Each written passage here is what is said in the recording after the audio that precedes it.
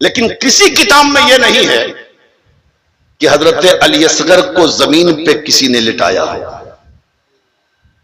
کبھی شہربانوں کے ہاتھ میں، کبھی ام رباب کی گود میں، کبھی حضرت زینب کی گود میں، کبھی قاسم کی گود میں، کبھی علی اکبر کی گود میں، کبھی سکینہ کی گود میں، کبھی زینب کی گود میں، اور کبھی حسین کی گود میں علی اصغر، کبھی حسین کی گود میں علی اصغر.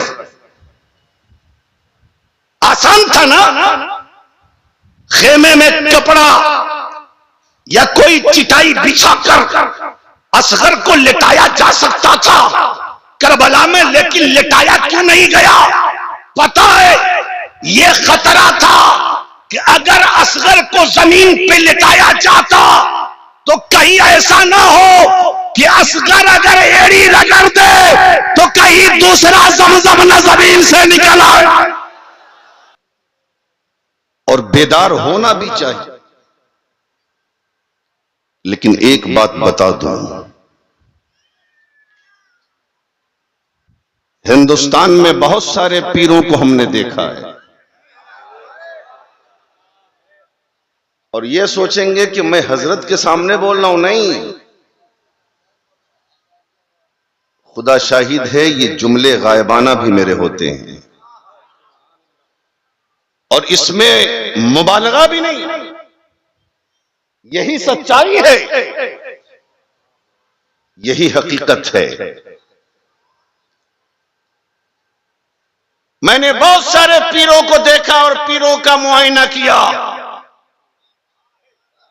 تو پتا چلا کہ لندن میں ان کی بلڈنگ، امریکہ میں ان کی بلڈنگ، افریقہ میں ان کے مکان، ان کے ہوٹل، انڈیا کے شہروں میں بے شمار مکان، کوٹھیاں، گاڑیاں وغیرہ وغیرہ. لیکن میں نے جب اس پیر کو دیکھا، خدا کی قسم میں نے جب ان کو دیکھا تو ادھر ادھر بلڈنگ نہیں ہے، کلیا چک میں مدرسہ، مرشد آباد میں مدرسہ، ملکی میں مدرسہ، راج محل میں مدرسہ. میں نے کہا مسعود میاں یہ مدرسہ کے قیام کی ضرورت کیا ہے؟ تو سرکار مسعود ملت کہتے ہیں بیٹا ہم حسین کی اولاد ہیں اور میرے بابا حسین نے میدان کربلا میں قرآن کو بچانے کے لیے گردن دے دی اور میں نے قرآن کو بچانے کے لیے مدرسہ کا قیام کیا. نہ ہم قرآن کو مٹنے دیں گے نہ نبی کی شریعت کو مٹنے دیں گے. آج ہمارے سماج کو، آج ہماری قوم کو ایسے ہی پیر کی ضرورت ہے. اور بڑے خوش نصیب ہوں میاں، میں ایسا نہیں کہ میں حضرت کو آج سے جان رہا ہوں. حضرت کی کرم نوازیاں، محبتیں، شفقتیں لگ بھگ 15 سے 20 سالوں سے. یہ الگ بات ہے کہ بیچ میں ملاقات کا فاصلہ ذرا لمبا ہو گیا، لیکن حقیقت یہ ہے کہ اس مرد قلندر نے جو دین کا کام کیا ہے، اس مرد مجاہد جو اپنے بابا کی سنت پہ چل کے نبی کی شریعت کی حفاظت کا جو بیڑا اٹھایا ہے، اگر ہر خانقاہ کا پیر آگے بڑھ جائے اس کام کرنے کے لیے تو نہ کوئی بیٹا قرآن کو آنکھ دکھا سکتا ہے، نہ مسلمان کو آنکھ دکھلا سکتا ہے.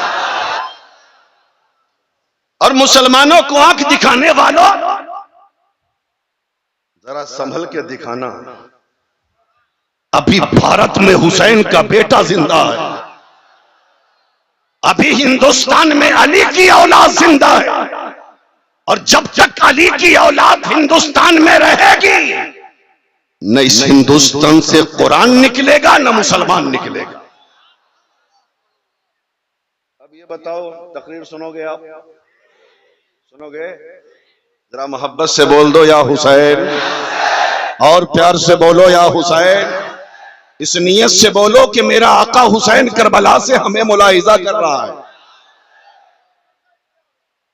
درود پاک پڑھ لیجیے، اللہم صلی علی سیدنا و نبینا و حبیبنا مولانا محمد بارک وسلم، صلو علیہ صلاۃ و سلام علیک یا رسول اللہ، صلاۃ و سلام علیک یا حبیب اللہ صلی اللہ تعالی علیہ وسلم۔ اے میاں سائلنٹ رہو۔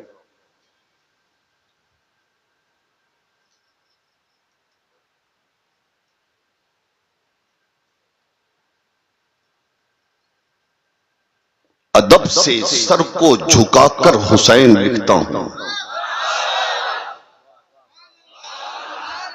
ادب سے سر کو جھکا کر حسین لکھتا ہوں،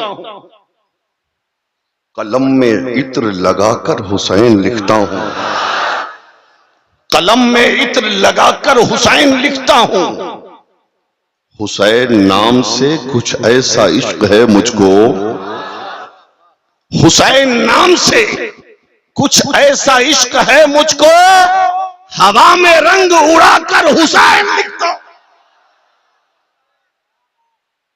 اور میرے حسین کا سجدہ بڑا نرالا ہے، میرے حسین کا سجدہ بڑا نرالا ہے، اس ایک سجدے نے اسلام کو سنبھالا ہے، اس ایک سجدے نے اسلام کو سنبھالا ہے، اور جو بچ گیا، جو بچ گیا علی اکبر کی زد سے کربل میں، اسے تبسم اصغر نے مار ڈالا ہے، اسے تبسم اصغر نے مار ڈالا ہے۔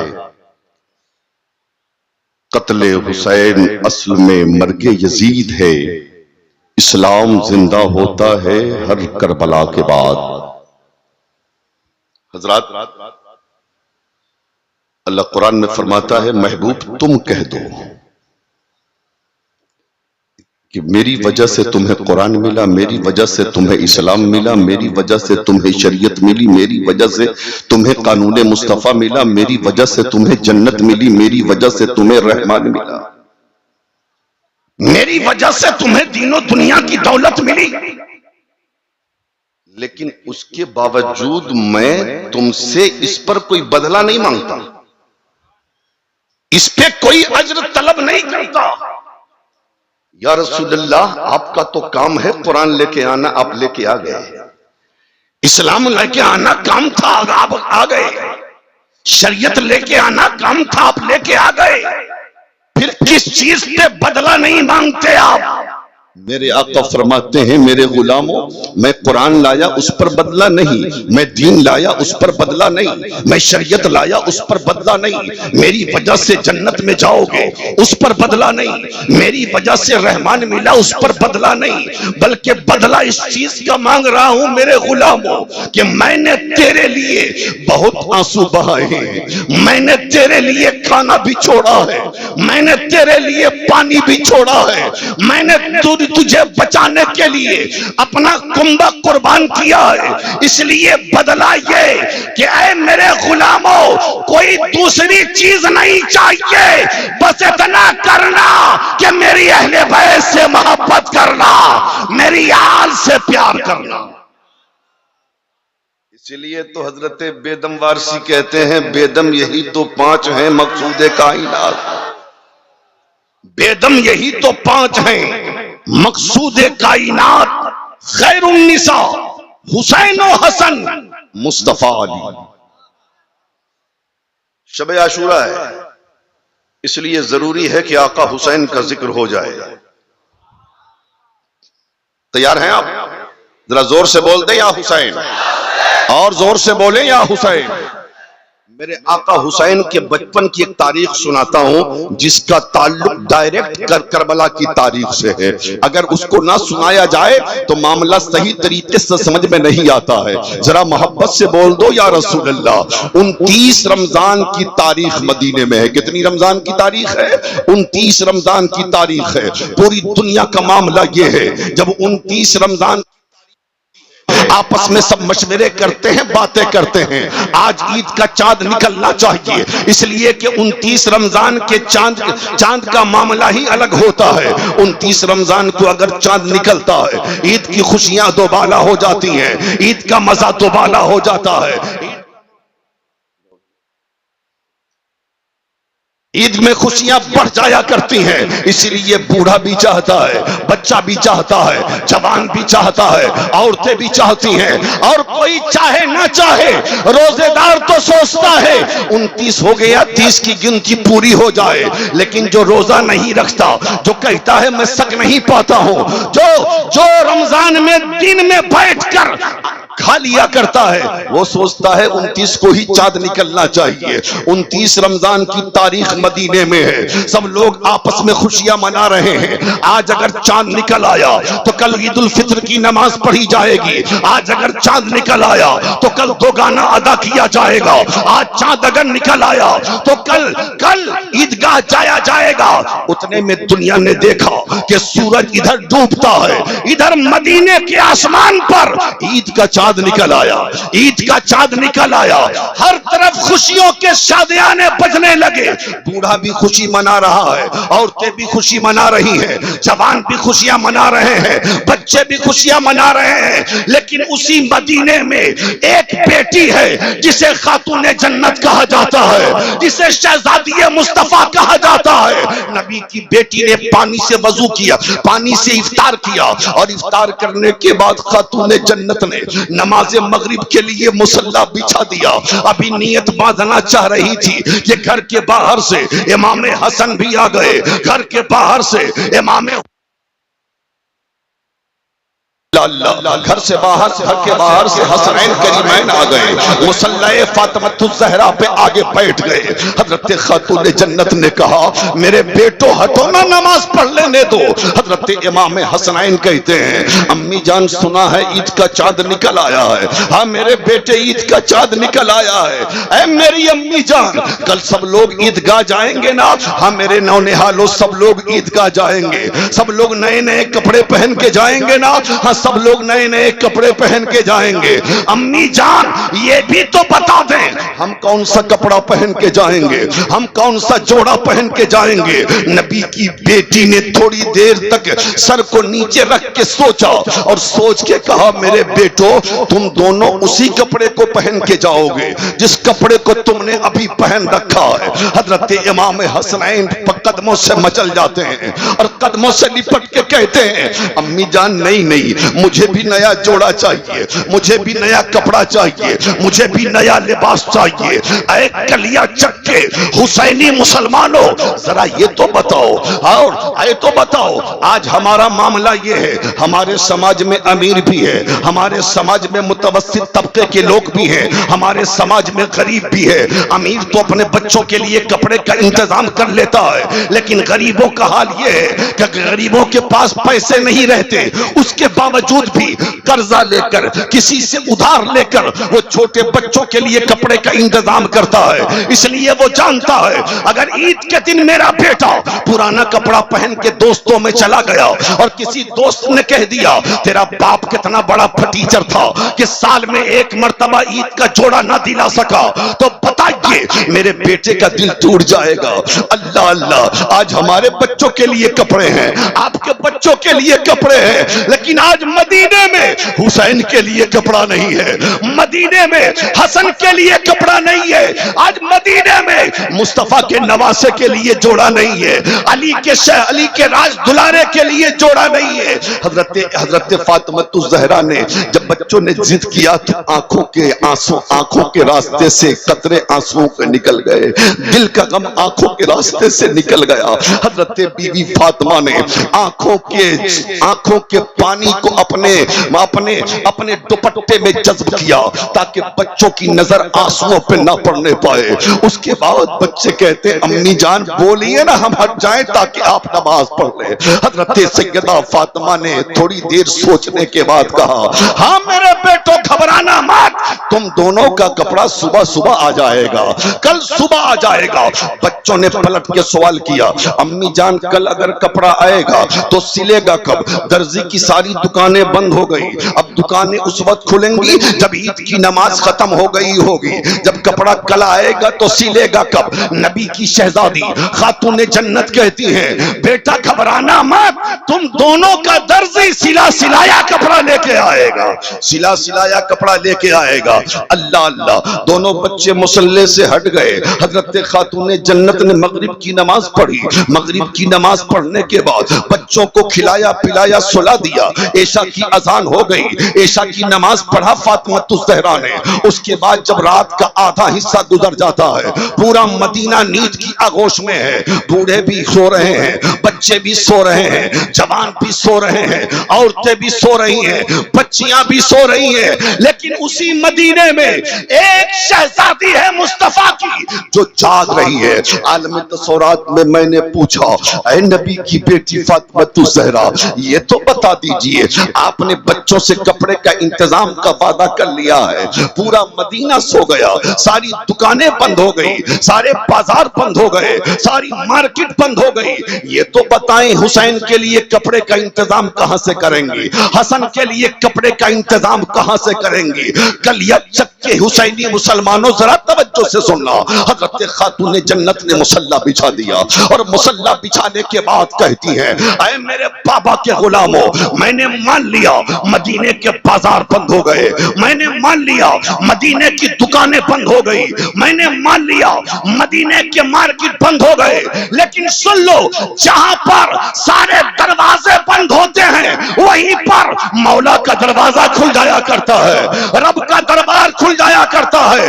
جو کسی دربار سے پورا نہیں ہوتا وہ پروردگار کے دربار سے پورا ہوتا۔ اللہ اللہ، حضرت خاتون جنت نے مصلی بچھا دیا، سر کو سجدے میں رکھ دیا، اور سر کو سجدے میں رکھ کر اپنے مولا کی بارگاہ میں دعا کرتی ہیں میرے پالنہار، تو علیم و خبیر ہے، تو دلوں کے راز سے واقف ہے، تو خوب جانتا ہے کہ کبھی تیری بندی فاطمہ نے جھوٹ نہیں بولا، کبھی تیری بندی فاطمہ نے کسی سے جھوٹا وعدہ نہیں کیا۔ اے میرے مالک، میں نے بچوں کے اصرار کی وجہ سے بچوں سے کپڑے کا وعدہ کر لیا ہے، اور میں کہاں سے انتظام کروں گی رات کے سناٹے میں کپڑے کا؟ اگر صبح حسنین کو کپڑا نہ مل سکا تو میرے مالک میں ہمیشہ کے لیے حسنین کے سامنے جھوٹی ہو جاؤں گی۔ میرے پروردگار، میرے پالنہار، میرے بچوں کے لیے کپڑے کا انتظام کر دے، میرے حسنین کے لیے جوڑے کا انتظام کر دے۔ رات بھر روتی رہی نبی کی بیٹی، رات بھر روتی رہی نبی کی بیٹی، اور نبی کی شہزادی دعا کرے قبول نہ ہو ایسا ہو ہی نہیں سکتا ہے۔ صبح کی سفیدی نمودار ہوتی ہے، باہر سے کوئی دروازے پہ دستک دے رہا ہے، اندر سے آواز گئی کون؟ باہر سے آنے والے نے کہا حسنین کا درزی ہوں، کپڑا لے کر آیا۔ ذرا زور سے بول دیں۔ اور اپنے اس عمل سے خاتون جنت نے قیامت تک آنے والی اسلام کی شہزادیوں کو سبق دیا۔ آج ہمارے آپ کے سماج میں معاشرے میں ہوتا کیا ہے؟ کسی لڑکی کی شادی ہو گئی نا، وہ سسرال آ گئی، نیا نیا معاملہ رہتا ہے، شوہر کی کمائی بہت اچھی ہے، کپڑے پہ کپڑا، لباس پہ لباس، جوڑے پہ جوڑا، زیور پہ زیور، ہاں یہ سب شوہر دیتا جا رہا ہے، عید میں ایک نہیں نہ جانے کتنے جوڑے دیتا ہے، تو بڑے اچھے مزے کی زندگی گزر جاتی ہے۔ لیکن جب کبھی ایسا ہوتا ہے کہ کاروباری حالات خراب ہو جائیں، دکانداری نہ چلے، بزنس نہ چلے، کاروبار نہ چلے، اور اگر کسی سال شوہر نے کہہ دیا بیگم تمہاری الماریوں میں تو بے شمار جوڑے نئے رکھے ہوئے ہیں، اسی میں سے کوئی ایک جوڑا سلا لو عید کے لیے، نیا جوڑا اس سال نہیں آ پائے گا، پھر اس کا دیکھیے غصہ، ہر طرف شوہر کے خلاف زبان کھولے گی، اپنے بھائی کے سامنے، اپنی ماں کے سامنے، اپنے باپ کے سامنے، اپنی سہیلیوں کے سامنے۔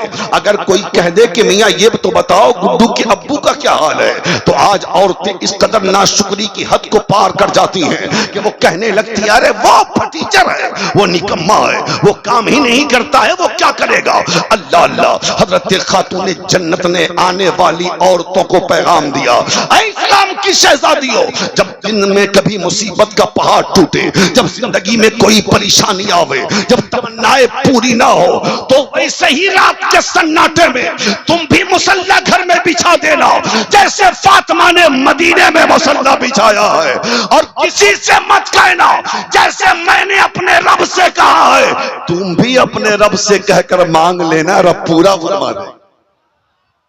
اب تو بول دو یا رسول اللہ۔ حسین کا تذکرہ اور خاموشی، ارے یار کربلا والے کا ذکر، وہ بھی 10ویں محرم کی شب، اور خاموشی۔ ارے میاں جاگو جاگو حسینیوں جاگو، اور جاگنا پڑے گا۔ ذرا محبت سے بول دیں یا حسین۔ دروازے پہ دستک ہوئی، اندر سے آواز گئی، کون؟ باہر سے آنے والے نے کہا حسنین کا درزی ہوں، کپڑا لے کر آیا ہوں۔ اللہ اللہ اللہ۔ حضرت خاتون جنت نے دروازہ کھولا، اس دشت کو لیا جس میں کپڑا تھا، ہٹا پردہ ہٹایا تو دیکھا 2 جوڑے ہیں، ایک جوڑے کا رنگ ہرا ہے، ایک جوڑے کا رنگ لال ہے۔ حسنین بیدار ہوئے، حضرت امام حسن نے ہرا پسند کیا، امام حسین نے لال پسند کیا۔ خاتون جنت نے سجدہ شکر ادا کر کے کہا مولا تو نے میرے اٹھے ہوئے ہاتھوں کی لاج رکھ لی ہے، تو نے میرے نونہالوں کے لیے کپڑے کا انتظام کر دیا۔ اب حسنین بھی خوش ہیں، خاتون جنت بھی خوش ہیں۔ حضرت فاطمہ الزہرا نے حضرت حسنین کو نہلایا دھلایا، آنکھوں میں سرما لگایا، بال میں کنگھا کیا، عطر میں معطر کیا۔ اب نئے کپڑے مصطفیٰ جان رحمت کے نواسوں کو خاتون جنت پہنا ہی رہی تھی، اتنے میں دنیا نے دیکھا کہ شب اسرا کے دولہا تشریف ہے، ہم سب کے آقا تشریف لا رہے ہیں۔ دور سے نواسوں کو نئے جوڑے میں دیکھا، مصطفیٰ فرماتے ہیں اے بیٹی فاطمہ یہ نیا جوڑا کہاں سے آ گیا، یہ نیا کپڑا کہاں سے آ گیا؟ حضرت خاتون جنت کہتی ہے عقیدہ ہے کہ میرے بابا اگرچہ موجود نہیں تھے، لیکن جو نبی ہوتا ہے اس کے سامنے سے کوئی چیز چھپی نہیں ہوتی ہے۔ میرے بابا نہیں تھے لیکن پھر بھی سب جان رہے ہیں، پھر بھی سب جان رہے ہیں۔ اور نبی نے بھی یہ نہیں فرمایا کہ بیٹی کیسی بات کرتی ہو، میں تو تھا ہی نہیں، مجھے کیا پتا، بلکہ میرے آقا فرماتے ہیں ہاں بیٹی فاطمہ، ہاں بیٹی فاطمہ سنو، جب رات کے سناٹے میں تم نے کپڑے کا وعدہ کر لیا اور بچوں کے لیے کپڑے کے انتظام کے لیے تم نے رات میں مصلی بچھا دیا اور رات پر روتی رہی، تو رب نے جبرائیل سے کہا اے جبرائیل سدرہ پر بیٹھنے کا وقت نہیں ہے، جنت سے 2 جوڑے لے لو اور حسنین کے جاگنے سے پہلے فاطمہ کے گھر پہنچا دو، تاکہ جب حسنین بیدار ہو تو ان کو کپڑا مل سکے۔ اے میری بیٹی فاطمہ، کپڑا بھیجنے والا خدا، کپڑا جنت سے آیا تھا، اب کپڑا لانے والے جبرائیل ہیں، کپڑا لانے والے جبرائیل ہیں۔ اب ذرا شروع سے دیکھیے، حضرت خاتون جنت نے کہا تھا تم دونوں کا درزی سلایا کپڑا لے کے آئے گا، کپڑا لانے والے نے کہا حسنین کا درزی ہوں، کپڑا لے کے آیا ہوں۔ اب مصطفیٰ فرماتے ہیں کپڑا لانے والا کوئی اور نہیں تھا، بلبل سدرہ تھے کپڑا لانے والے، سید الملائکہ تھے کپڑا لانے والے۔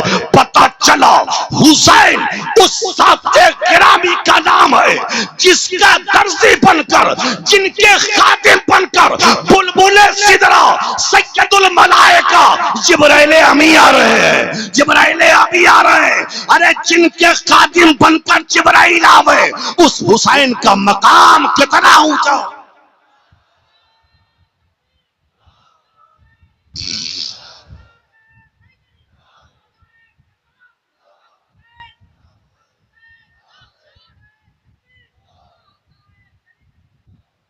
سبحان اللہ، سمجھ رہے ہیں آپ بات، سمجھ رہے ہیں، گھبرا تو نہیں رہے؟ ذرا محبت سے بول دیجئے یا حسین۔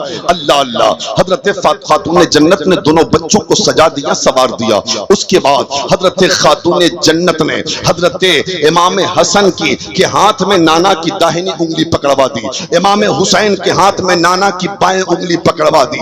اس کے بعد دونوں شہزادے اپنے نانا کے ساتھ عیدگاہ جا رہے ہیں، اپنے نانا کے ساتھ عیدگاہ جا رہے ہیں۔ توجہ ذرا ذرا ادھر کر لیجئے. یہیں سے کربلا شروع ہو رہا ہے, یہیں سے کربلا, یہیں سے تاریخ یوں ٹن لے رہی ہے. اللہ کے رسول کے ساتھ دونوں نواسے چلے ہیں. تھوڑی دور آگے بڑھے, حضرت امام حسنین کہتے ہیں نانا جان کپڑا چاہیے تھا مل گیا, لیکن دیکھ رہا ہوں کہ سارے لوگ اپنی اپنی سواریوں پہ سوار ہو کے جا رہے ہیں. نانا جان ہمیں بھی سواری دے دیجئے نا.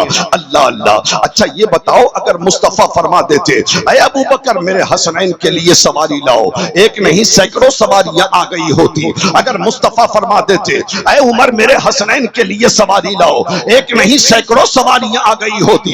اگر مصطفیٰ فرما دیتے اے عثمان میرے حسنین کے لیے سواری لاؤ تو سینکڑوں سواریاں آ گئی ہوتی. لیکن میرے آقا نے نہ ابو بکر سے سواری لانے کا حکم دیا, نہ عمر کو حکم دیا, نہ عثمان کو حکم دیا, بلکہ میرے آقا فرماتے ہیں اے حسن سواری چاہیے, آؤ میرے داہنے کاندھے پہ سوار ہو جاؤ, یہ تمہاری سواری ہے. حسین سواری چاہیے, میرے بائیں کاندھے پہ سوار ہو جاؤ, یہ تمہاری سواری ہے. اب دونوں نواسے نانا کے کاندھے پہ سوار ہو کر عیدگاہ کی طرف چلے ہیں. تھوڑی دور آگے بڑھے ہیں کہ دونوں بچے عرض کرتے ہیں نانا جان کپڑے چاہیے تھے مل گئے, سواری چاہیے تھی مل گئی. لیکن ایک سوار جب کسی سواری پر سوار ہوتا ہے تو اس سواری کی لگام سوار کے ہاتھ میں ہوتی ہے. آقا ہمیں بھی لگام دے دیجئے نا, ہمیں بھی لگام دے دیجئے نا. میرے آقا فرماتے ہیں حسن لگام چاہیے, میرے داہنے طرف کے زلف کو پکڑ لو یہ تمہارا لگام ہے. حسین لگام چاہیے, میرے بائیں طرف کے زلف کو پکڑ لو یہ تمہارا لگام ہے. رسول اللہ نے عید کے دن اپنے زلفوں کا لگام بنا کر اور حسنین کے ہاتھ میں دے کر دنیا والوں کو پیغام دیا, آئے دنیا والوں میں حسنین سے محبت کرتا ہوں, تم بھی حسنین سے محبت کرو. میرے آقا فرماتے ہیں من مات علی حب آل محمد مات شہیدا, جو آل محمد کی محبت میں مرتا ہے وہ عام موت نہیں مرتا, وہ شہادت کی موت مرتا. آقا فرماتے ہیں من مات علی حب آل محمد مات مومنا, جو آل نبی کی محبت میں مرتا ہے اس حال میں مرتا ہے کہ وہ مومن بن کے مرتا ہے.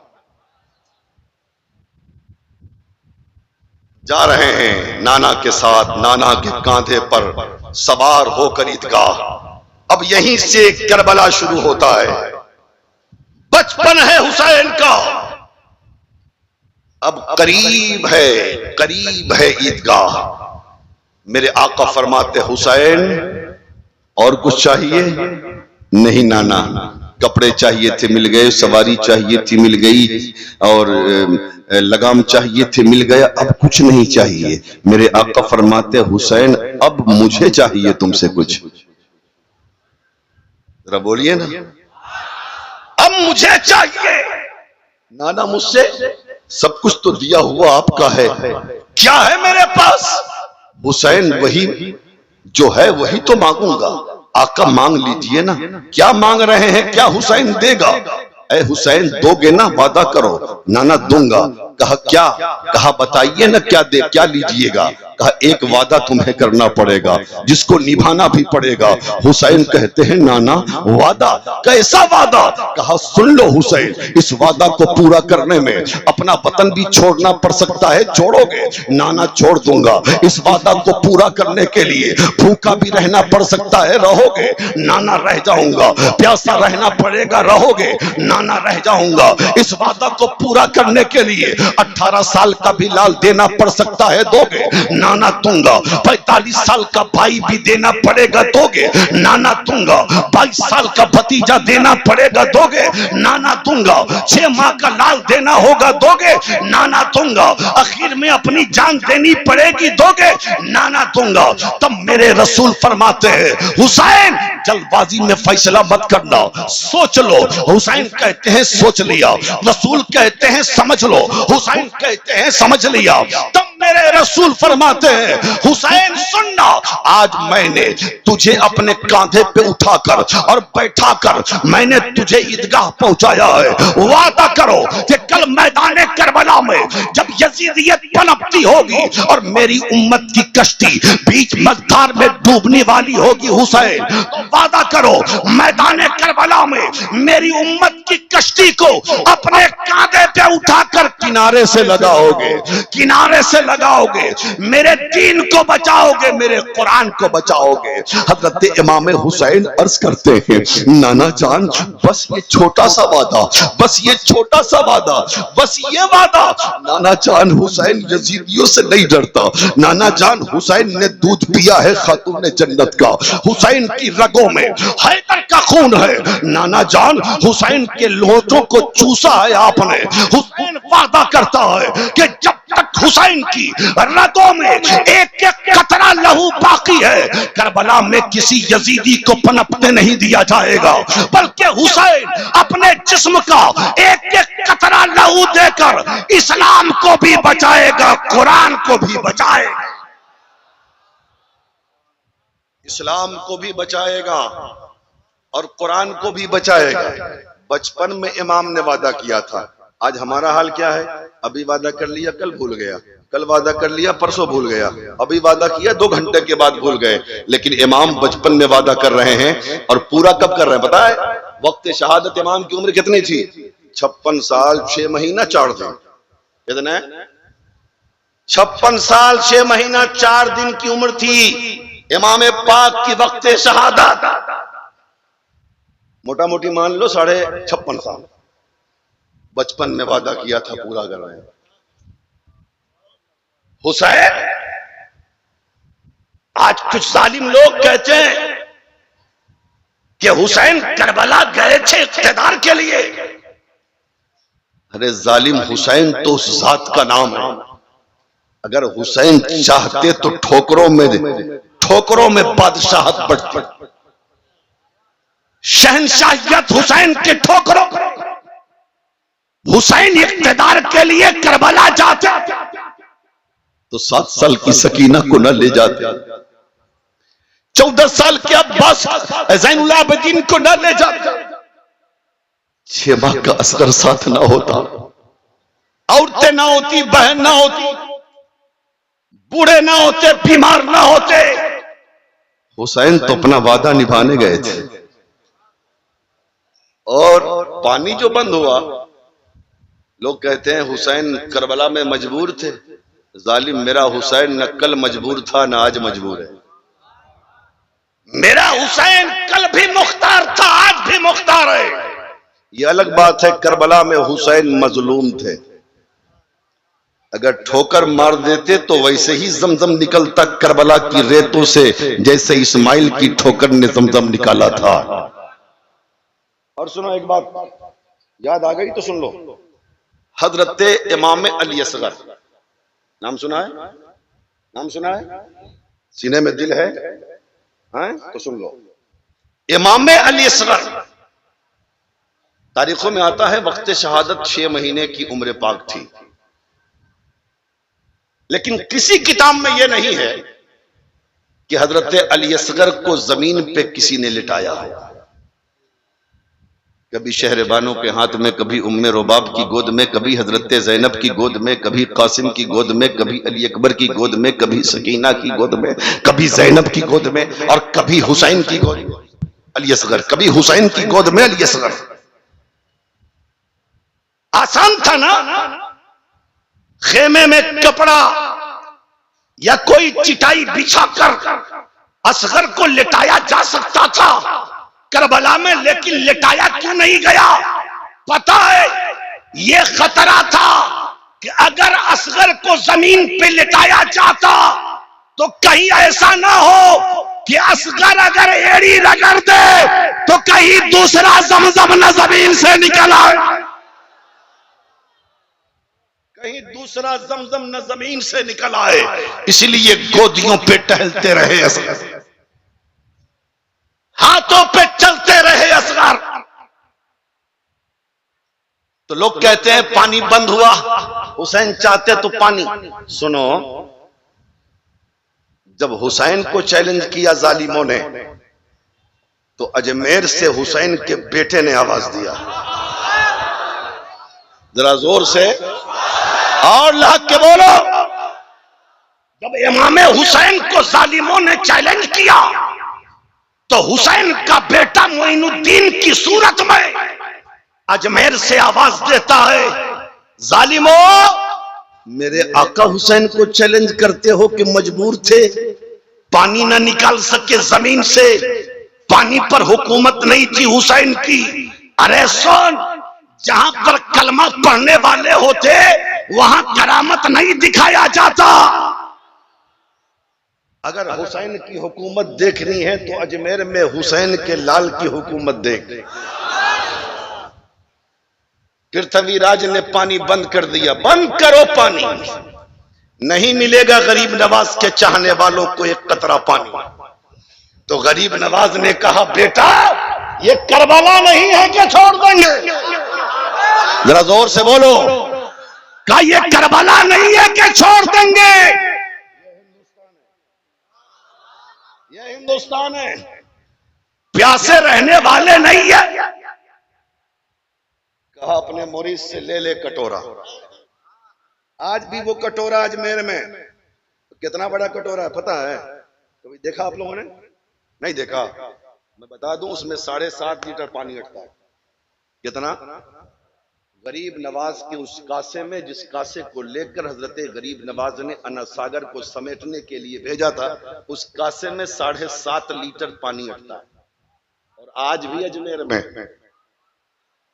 پھر طویل راج چوہان سے کہا ظالم یہ کربلا نہیں ہے، بند کرتا ہے بند کر، پہرے لگاتا ہے لگا، لے لے کٹورا میرے لال اور چلا جا انا ساگر کے پاس اور کہنا چل تجھے غریب نواز نے بلایا ہے۔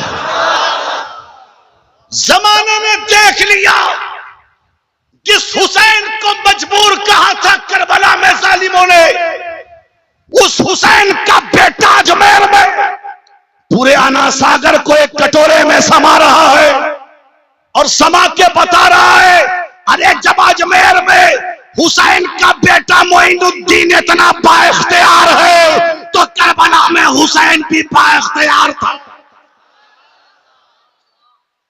لیکن وہاں تو مقدر تھا کہ پیاسا رہنا ہے، بھوکا رہنا ہے، اور وہ شہید کرنے والے کون تھے؟ کلمہ پڑھنے والے تھے، نماز پڑھنے والے تھے، قرآن پڑھنے والے تھے۔ وہ جانتے تھے یہ حسین ابن علی ہیں، وہ جانتے تھے یہ مصطفیٰ کا نواسا ہے، وہ جانتے تھے یہ فاطمہ کا بیٹا ہے، وہ جانتے تھے یہ جنتی جوانوں کا سردار ہے، وہ جانتے تھے کہ یہ جنتی جوانوں کا سردار ہے، وہ جانتے تھے کہ یہ وہ حسین ہے جن کے لیے رسول نے خطبہ کو چھوڑ دیا، یہ وہ حسین ہے جن کے لیے مصطفیٰ نے سجدہ لمبا کر دیا، یہ وہ حسین ہے جن کے ہونٹوں کو چوسا ہے مصطفیٰ نے، وہ جانتے تھے یہ وہی حسین ہے جن کے لیے فرشتے نے جنت سے جوڑا لایا، یہ وہی حسین ہے۔ لیکن اقتدار کی ہوس تھی، اقتدار کی لالچ تھی، اسے اندھا بنا دیا تھا، اس لیے لڑنے چلے آئے میدان کربلا میں۔ آج لوگ کہتے ہیں یزید جیت گیا، میں کہتا ہوں کربلا میں جو جیت گیا، جو بچ گیا وہی ہار گیا، جو کٹ گیا وہی جیت گیا۔ اچھا ایک بات اور بتا دوں جو آپ سمجھیں گے، سانحہ کربلا کے بعد حضرت موجود ہیں، سانحہ کربلا کے بعد، اچھا آپ کے محلے میں کوئی یزید نام کا ہے؟ آپ کے شہر میں، پورے ہندوستان میں، پورے ملک میں؟ میں تو کہتا ہوں کہ یزید کو سچا ماننے والے بھی یزید اپنے بیٹے کا نام کسی کا یزید نہیں رکھا۔ اگر خدا نہ خواستہ کسی نے دھوکے سے اپنے بیٹے کا نام یزید رکھ دیا تو سال بھر تو بچ جائے گا کسی طریقے سے، لیکن 10 محرم کو تو کسی حال میں بچنے والا نہیں ہے۔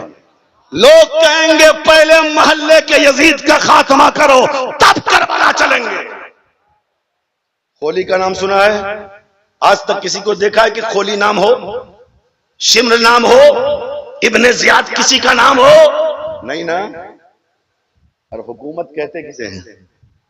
اسی مجمع میں، اسی مجمع میں بہت سارے نام ایسے ہوں گے جو میرے آقا حسین کے نام پہ ہوگا۔ کسی کا نام اصغر ہوگا، کسی کا نام اکبر ہوگا، کسی کا نام اون ہوگا، کسی کا نام محمد ہوگا، کسی کا نام عباس ہوگا۔ ارے یزید مٹ گیا، یزیدیت فنا ہو گئی، حسین زندہ تھے، زندہ ہے، قیامت تک حسین زندہ رہے۔ سمجھ رہے ہیں؟ تو سرکار مسعود ملت نے اپنے بابا حسین کے مشن کو زندہ رکھا ہے۔ امام نے گردن کیوں دی؟ قرآن بچا رہے، اسلام بچا رہے، شریعت بچی رہے، نبی کا دین بچا رہے۔ اتنے دیوانے ہیں میاں، اگر مسعود ملت چاہتے نا تو ہر شہر میں بلڈنگیں ہوتی، ہر شہر میں کاروبار ہوتا، ہر شہر میں ہوٹل ہوتے، ہر شہر میں کام کرنے کے لیے پیسے کمانے کا ذریعہ ہوتا کہ نہیں؟ لیکن میں نے جتنا جانا ہے، آج عاشورہ کی شب میں میرا آقا حسین بھی ملاحظہ کر رہا ہے، ہمیں بھی اور اپنے بیٹے کو بھی، اپنی اولاد کو بھی اور اپنے غلاموں کو بھی، کہ زمانہ یہ کہنے پہ۔ ابھی ہم لوگ بیٹھ کے کمرے میں بات کر رہے تھے، ایک صاحب کہنے لگے حضرات یہ سرکار مسعود ملت، سرکار مسعود ملت اور سرکار دولہا میاں علیہ الرحمہ کا فیضان ہے، ان کا کرم ہے کہ انہوں نے جگہ جگہ بنگال میں مدرسہ قائم کر کے ویسے ہی اسلام کو بچایا ہے جیسے ہمارے اکابرین نے اسلام کو بچایا تھا۔ اور صحیح بات ہے، صحیح بات بھی ہے، نہیں تو آج ایک مدرسہ چلانے میں تو دماغ خراب ہو جاتا ہے میاں۔ میرا خیال یہ ہے کہ پورے مالدہ ملا کے، فرقہ ملا کے، راج محل، یہ پورا جو علاقہ ہے سرکار مسعود ملت کا، اور دین کا کام اس وقت تک سفل نہیں ہو سکتا جب تک کہ اس میں خلوص نہ ہو، اس میں محبت نہ ہو، اس میں اللہ کی رضا شامل نہ ہو، اس میں مصطفیٰ کی خوشنودی شامل نہ ہو۔ پتا چلا حضور مسعود ملت کا یہ مشن آج تک سفل ہوتا رہا ہے، اور میرا ایقان کہتا ہے، یقین کہتا ہے کہ جب تک دنیا قائم رہے گی سرکار مسعود ملت اور سرکار مسعود ملت کا مشن آگے بڑھتا رہے گا اور کامیاب ہوتا۔ سمجھ رہے ہیں؟ آج ہم دیکھتے ہیں حضرات، ہم دیکھتے ہیں، ہر اعتبار سے دیکھتے ہیں کہ آج دنیا کمانے کے لیے لوگ کیا کر رہے ہیں، کیا کر رہے ہیں نا۔ میرے آقا حسین کی عظمت کا وہ کون بیان کر سکتا ہے؟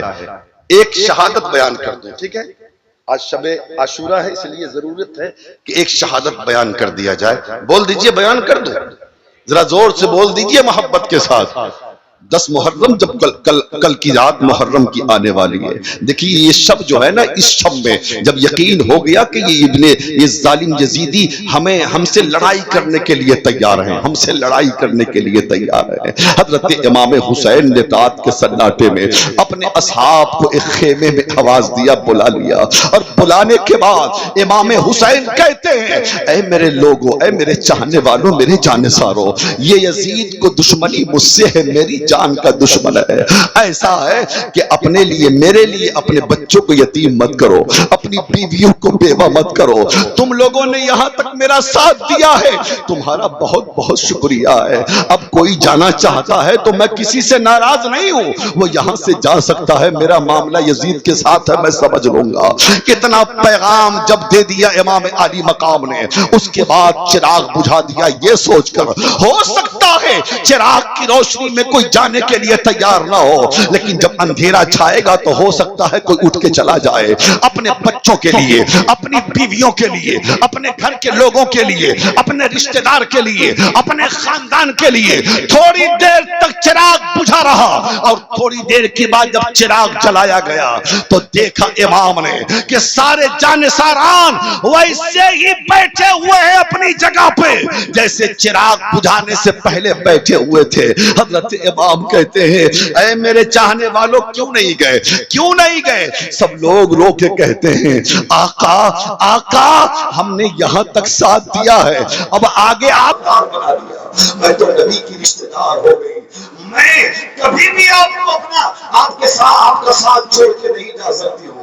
اللہ اللہ میدان کربلا ہے، میدان کربلا ہے، رات کے تیسرے پہر حضرت امام حسین نے حضرت علی اکبر سے کہا علی اکبر جاؤ ذرا میدان کربلا کا معائنہ کر کے آؤ، میدان کربلا کو دیکھ کے آؤ۔ حضرت امام علی اکبر جاتے ہیں، میدان کربلا کا معائنہ کرتے ہیں، اور معائنہ کرنے کے بعد جب امام حسین کی بارگاہ میں آتے تو امام کہتے ہیں اکبر کچھ دیکھا میدان کربلا میں؟ ہاں بابا جان میدان کربلا میں ایک عجیب چیز دیکھا کہ جب میں گیا میدان کربلا میں تو بیچ میدان میں ایک خاتون کو دیکھا جو نقاب پوش تھی، جو میدان کربلا میں جھاڑو لگا رہی تھی۔ میں نے پوچھنا چاہا اے خاتون آخر میدان کربلا کو جھاڑو کیوں لگا رہی ہو؟ تو وہ خاتون کہتی ہے بیٹا میں اس لیے لگا رہی ہوں کہ کل میرا حسین یہیں پر گھوڑے سے گرے گا تاکہ میرے حسین کو کنکر پتھر نہ چبھنے پائے۔ اللہ اللہ اتنا ہی جواب ملا ہے۔ اب بابا آپ بتا دیں وہ کون ہے؟ حضرت امام حسین کہتے ہیں اے علی اکبر میدان کربلا میں جھاڑو لگانے والی اور کنکر پتھر کو صاف کرنے والی وہ کوئی اور نہیں بلکہ وہ تمہاری دادی اور میری ماں فاطمہ الزہرا تھی جو میدان کربلا کو صاف کر رہی۔ اللہ اللہ کہاں تلاش کرو گے حسین کی عظمت کو؟ اتنا آسان ہے کربلا سننا اور کربلا سنانا؟ میں کہتا ہوں اپنے آپ کو بدلنا ہے، اپنی نسلوں کو بدلنا ہے، اپنے بچوں کو کربلا سنایا کرو، اپنے بچوں کو کربلا سکھایا کرو، اپنے بچوں کو کربلا سکھایا کرو۔ اگر کربلا سکھاؤ گے نا اسے پتا چلے گا کہ اسلام کی اتنی اچھی صورت، اسلام کا اتنا اچھا چہرہ، قرآن کا اتنا پوتر اور پاک چہرہ ایسے ہی ہم تک نہیں پہنچا ہے، بلکہ جب الیسگر کا خون اسلام کی جڑوں میں آیا ہے تب اسلام بچا ہے، جب عباس کا خون آیا ہے تب اسلام بچا ہے، جب قاسم کا لہو آیا ہے تب اسلام بچا ہے، جب حیدر کرار کے لال کا لہو آیا ہے تب اسلام بچا ہے۔ اور آج ہمیں گردن کٹانے کی ضرورت نہیں ہے، آج ہمیں اپنی قربانیاں دینے کی ضرورت نہیں ہے، آج کردار حسینی اپنانے کی ضرورت ہے۔ اور دو جملے میں میری تقریر ختم ہو رہی ہے، دو جملہ۔ آج تک نبی ہونے کا دعویٰ بہت سارے لوگوں نے کیا، اب تاریخ اٹھائیں علماء سے پوچھیں، لیکن آج تک کسی نے حسین ہونے کا دعویٰ نہیں سنا ہے۔ نبی ہونے کا، رسول ہونے کا دعویٰ تو بہتوں نے کیا، لیکن حسین ہونے کا دعویٰ کسی نے نہیں کیا۔ پتا ہے کیوں؟ اس لیے کہ جانتا ہے کہ اگر حسین ہونے کا دعویٰ کریں گے تو 18 سال کا بیٹا دینا ہوگا، اگر حسین ہونے کا دعویٰ کریں گے تو 45 سال کا بھائی دینا ہوگا، اگر حسین ہونے کا دعویٰ کریں گے تو 6 ماہ کا لال دینا ہوگا، اگر حسین ہونے کا دعویٰ کریں گے تو وطن چھوڑنا ہوگا، اگر حسین ہونے کا دعویٰ کریں گے تو اپنی قربانی دینی ہوگی۔ اس لیے نبی ہونے کا دعویٰ تو بہتوں نے کیا، لیکن حسین ہونے کا دعویٰ کسی نے نہیں کیا۔ اسی لیے تو ایک ہندو عورت حیدرآباد میں تقریر کر رہی تھی، بھاشن کر رہی تھی، بھاشن کرتے کرتے اس نے مسلمانوں کو ایک چیلنج کیا تھا، اے مسلمانوں اتنا بڑا مجمع ہے، بہت سارے مسلمان ہیں، ایک سوال کا جواب دو۔ لوگوں نے کہا کیا سوال ہے ہندو عورت تمہارا؟ کہا یہ بتاؤ کہ ایک حسین پیدا ہوا تھا 1400 برس پہلے مدینے میں، ایک حسین پیدا ہوا تھا 1400 برس پہلے مدینے میں، کیا بات ہے 1400 برس ہو گئے آج تک دوسرا حسین نہ پیدا ہو سکا؟ ظاہر بات ہے جب سوال ہوا تو پورا سننا کرا، کوئی جواب دینے والا نہیں، کوئی اٹھنے والا نہیں۔ دوبارہ اس عورت نے چیلنج کیا مسلمانوں کو، پھر بھی کوئی نہیں اٹھا۔ جب تیسری مرتبہ اس نے چیلنج کیا تو ایک بوڑھا چہرے پہ داڑھی، سر پہ ٹوپی، اسلامی لباس، وہ کھڑا ہوتا ہے اور کہتا ہے اے ہندو عورت بتا تیرا سوال کیا ہے؟ وہ کہتی ہے میرا سوال یہ ہے ایک حسین پیدا ہوا تھا 1400 برس پہلے مدینے میں، آج تک دوسرا حسین کیوں نہ آیا؟ اس کا جواب بتا۔ تو وہ مسلمان کہتا ہے، ضعیف آدمی، وہ کہتا ہے اے ہندو عورت، میں تیرے سوال کا جواب دیتا ہوں، کہا جواب دے دو، کیا جواب دے رہے ہو؟ وہ پورا کہتا ہے اے ہندو عورت، دوسرا حسین تو پیدا ہو جاتا لیکن فاطمہ جیسی کوئی ماں نہ رہی، فاطمہ جیسی کوئی نہ ماں رہی۔ اگر فاطمہ جیسی ماں ہو جائے تو زمین پر دوسرا حسین بھی پیدا ہو سکتا ہے۔ اپنی بچیوں کو کنیز فاطمہ بناؤ، اپنے بچوں کو امام کا کردار سناؤ، اپنے گھر میں کربلا کی تاریخ سنایا کرو، اور اپنے آپ کو بدلو۔ دو جملوں میں تاریخ کربلا، گردن کٹایا حسین نے سجدے میں، اور یہ سبق دیا مسلمانوں، کبھی نماز مت چھوڑنا، کبھی نماز مت چھوڑنا۔ اور کٹا ہوا سر نیزے پہ چڑھ کے قرآن پڑھا، اور قرآن پڑھ کے کہا حسینیہ کبھی قرآن مت چھوڑنا۔ اور آج ہم نماز بھی چھوڑتے ہیں، ہم قرآن بھی چھوڑتے ہیں۔ نماز تو جمعہ پھر 2 رکعت، وہ بھی سب سے لاسٹ میں جائے گا، سب سے فرسٹ میں آئے گا۔ اور قرآن کو بس کیا کرنا ہے، وہ جزدان میں لپیٹا ہوا، جہیز میں بھی ملا قرآن تو وہ جزدان میں لپیٹا ہوا تاپ پہ رکھا ہے، پڑھنے ہی نہیں آتا۔ سال میں 1 مرتبہ عورتیں شب برات میں پڑھتی ہیں، لیکن مردوں کو تو موبائل سے مطلب ہے، قرآن سے کیا مطلب ہے؟ بدلو میاں بدلو، بدلو اپنے آپ کو، چہرے پہ داڑھی سجاؤ، جسم پہ اسلامی لباس سجاؤ، اپنی مسجدوں کو آباد کرو، قرآن کو سینے سے لگاؤ۔ ارے سر کٹا نہیں سکتے، سر کو تو جھکا سکتے ہو نا، اور نماز پڑھو گے نہیں؟ آج کی رات امام حسین نے رات کے 2 حصے کیے تھے، ایک حصے میں نمازیں پڑھی کربلا میں اہل بیت نے، اور ایک حصے میں قرآن پڑھا، ایک حصے میں قرآن پڑھا۔ ہم اہل بیت سے محبت کرنے والے ہیں، اہل بیت کے نام پہ اپنی جان دینے والے ہیں۔ ارے ہم خوش نصیب ہیں کہ ہمارے ہاتھوں میں سید کا دامن ہے نا، تو ہمیں نماز پڑھنا چاہیے کہ نہیں؟ ارے پڑھو گے نماز کہ نہیں یار؟ پڑھنا ہے نماز، ہاتھ اٹھاؤ سب پڑھو گے نماز۔ جمعہ پڑھ دینا نہیں، 5 وقت ہر دن انشاءاللہ 5 بار جی، آج ہی فجر سے شروع کرو انشاءاللہ۔ نہیں تو وہی حال ہوگا کہ پولیس صاحب میلاد میں گئے، اپنے نمازی کے خلاف تقریر کرتا نہیں، اب وہاں تو کوئی نماز ہی نہیں پڑھتا تھا، صبح نذرانہ کی جگہ ڈنڈے لے کے لگا گئے۔ مولوی صاحب ہم نے تمہیں بلایا تقریر کرنے کے لیے کہ ہماری تعریف کرو، اور ہمارے خلاف تقریر کر ڈالی۔ تمہارے خلاف کہاں؟ بے نمازی کے خلاف کیا؟ ہم لوگوں سے بڑا بے نمازی کون ہے؟ اب مولانا کو تو نکلنا ہے، نہیں تو مار کے تو توڑ دے گا اس کو۔ ارے آپ لوگ تو سب سے بڑے نمازی ہیں، کیسے؟ ہاں عید تو بہت پہلے سے عیدگاہ میں لا کے بیٹھے کرتے ہیں۔ کیا بتائیے سال میں 1 مرتبہ عید کی نماز پڑھتے ہیں، اتنی بڑی نماز، نیا کپڑا پہن کے، اتنا خرچ کر کے، تو آپ سے بڑا کون نمازی ہوگا؟ ٹھیک بول رہے ہیں، خوب نذرانہ دیا، ہم مولانا کو رخصت کرتے ہیں، سمجھ رہے ہیں نا؟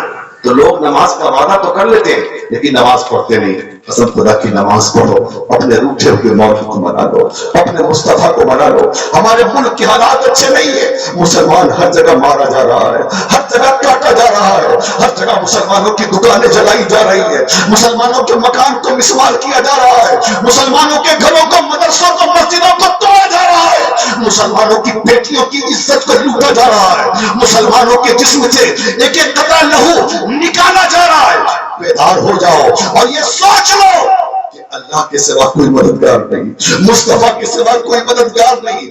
دیکھ رہے ہو فلسطین میں کیا ہو رہا ہے، فلسطین میں کیا ہو رہا ہے، آج کی شب ان فلسطین کے بھائیوں کے لیے دعا کرو کہ مولا ان یہودیوں کو صفحہ ہستی سے مٹا دے جن یہودیوں نے فلسطین کے مسلمانوں پر ظلم و ستم کیا ہے.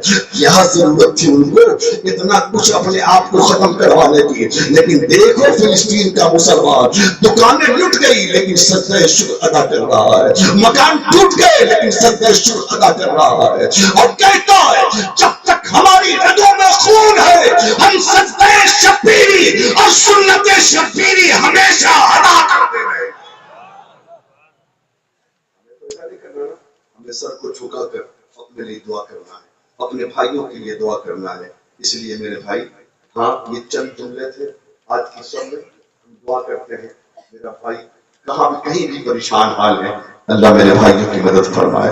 جو بیمار ہیں میرے بھائیوں میں وہ بھائی ان بھائیوں کو اللہ شفائے کامل و عاجل عطا فرمائے. جن غریب کی بیٹیوں کی شادیاں نہیں ہو رہی ہیں مولا ان بیٹیوں کی شادیوں کا انتظام فرما دے. اللہ تعالیٰ سے دعا ہے اللہ تعالیٰ ہم سب کو عمل خیر کی توفیق عطا فرمائے. میرے بولنے میں کوئی بھی عمدن سہون خطائیں نقدشیں بھول چوک ہو گئی ہو میں سے توبہ کرتا ہوں. استغفر اللہ رب من کل ذنب